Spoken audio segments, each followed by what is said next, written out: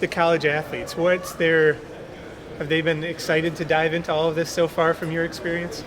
Very, very much so, yeah. There's a little bit of education still going on, right? But that's continuing to improve every year. Student athletes are definitely open to the opportunity, one, just to make extra cash, right? That doesn't hurt, but also the opportunity to get some business experience, right? There's that's something that's often overlooked, but we talk to a lot of brand partners about, is kind of the good thing that you're doing by giving these individuals real life business experience, which they used to not be able to have. They didn't have jobs before NIL came into play. So it's a really good opportunity for them to just learn about what they do or don't want to do when they get older, or learn about the different business opportunities that are presented to them while making a little extra money. Is it, most of what we hear in the media is that it's kind of the Wild West still. What's it like working with it every day? Is it feel that way, or is it kind of coming together a bit? Like we noted when we were discussing, I think there's two definitions of NIL, right? Mm-hmm. I think you've got the pay-for-play aspect that is dominating the headlines right now, and then you've got the influencer marketing.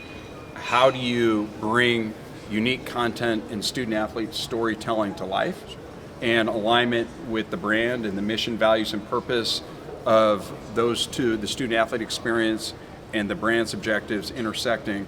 A lot can be unlocked, which is pretty awesome. In that kind of vein too, is a lot of what you hear are the quarterbacks and some of the point guard stars who are making the most money, but there are community college athletes who are capitalizing on this opportunity, as I talked about, like the investment in female athletes and kind of those less revenue generating sports. So the opportunities are pretty widespread. So I think the media kind of misportrays it to a degree, but there's still a lot of daily changes to what's going on there. Correct me if I'm wrong, this is more your area, but that's what you're talking about, is a more sustainable model too. Yes. Correct. The other one's going to get more regulated and probably sort itself out. What you're talking about is much more sustainable. Mm-hmm. That's right. And it enhances the student-athlete experience. Susie, you're seeing it. I would say having a front row seat to this has been really exciting, but I think one of the coolest things was I was walking around the concourse in our athletic center, and one of the student athletes who was involved in this project came up to me and just so sincerely said thank you, and this has been a great opportunity.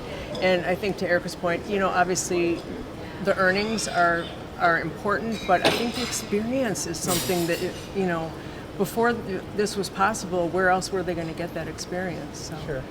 You kind of just got to what I was going to ask, but just curious if any of you have a particular ad or partnership that stands out in your mind that you thought was well done or cool to see. I think you can talk a little bit about the Dunkin' campaign. Yeah, Dunkin' Donuts kind of had a pretty significant investment in student-athlete NIL this year. So they had the intention of kind of starting out small, but grew it very, very quickly because of the success they were seeing, right? They built a kind of team of Team Dunkin' student-athletes where they had typically only done that in the professional ranks. And just the quality of the content the athletes were creating, how much they were trying to go above and beyond and deliver on what Dunkin' Donuts was asking them. They've just kind of continued to expand the program. So that one's been a really fun one to see. Again, like the student athletes get some experience and start to learn the business world a little bit while doing something that's cool, right? Like Dunkin' is a more sexy brand, right? So it's something really exciting for a student athlete to align with. Everybody from student athletes at Ohio State to Vermont and some of your smaller schools. So it was a pretty wide scope of a campaign, but it's come to life in a really exciting way. Cool. Yeah. Anyone else? On the other side of that, I am launching, or a campaign has launched that I'm involved in with medical research, and it's a national research study that is trying to advance cures for diseases and find out more, accelerate research.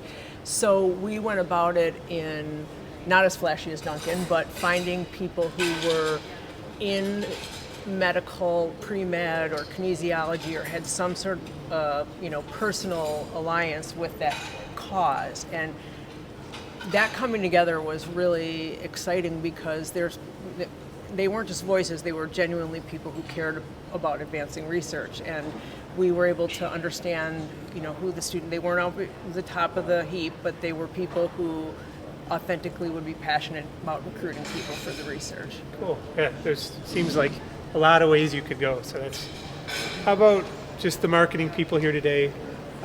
If anyone was particularly interested, what's their next step if they want to get involved? You mean with us or just at their local level? I mean, like, yeah, I think they might have already heard from their local college or their rights holder, whoever that might be, but just to be engaged with them, as I said on the stage, I think learning or thinking about whether or not their mission and values align with that university. And if they do, there's probably a place for them, because there's all kinds of different levels. And we're talking about naming rights, or I am on the stage, and that's certainly a lot of money, right? A big investment, a long term, but there's a lot of different ways to get involved through traditional marketing, through NIL, whatever. So I can't imagine that too many credit unions wouldn't have an alignment with the university in their marketplace in some level. And having that open conversation about, what's important, how can we scale it to meet your needs and make it meaningful for you, you can really create something from the ground up that's all yours. You're not competing with everybody else. It's all yours. Yeah, I think it's that separation of clutter, right? And how do you create a narrative that puts you in a totally different stratosphere? And you can do that with naming rights. You can do that with campus rights. You can do that with NIL. You can do it together.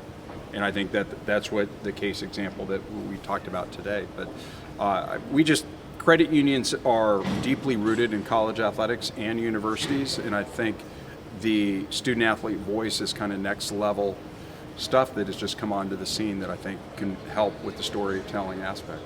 One thing I would add just real quick, hopefully you saw from on stage, companies like Open Doors and Learfield and ISE, we're in the business of making partnerships work. This is not, gone are the days of just selling a sign on a radio spot and kind of hoping it works and come talk to us in a year when we extend or whatever. We're in the business of rolling up our sleeves and figure out what works for credit unions or otherwise. And I think I know they do a good job. I think we do a good job of that as well. That's right.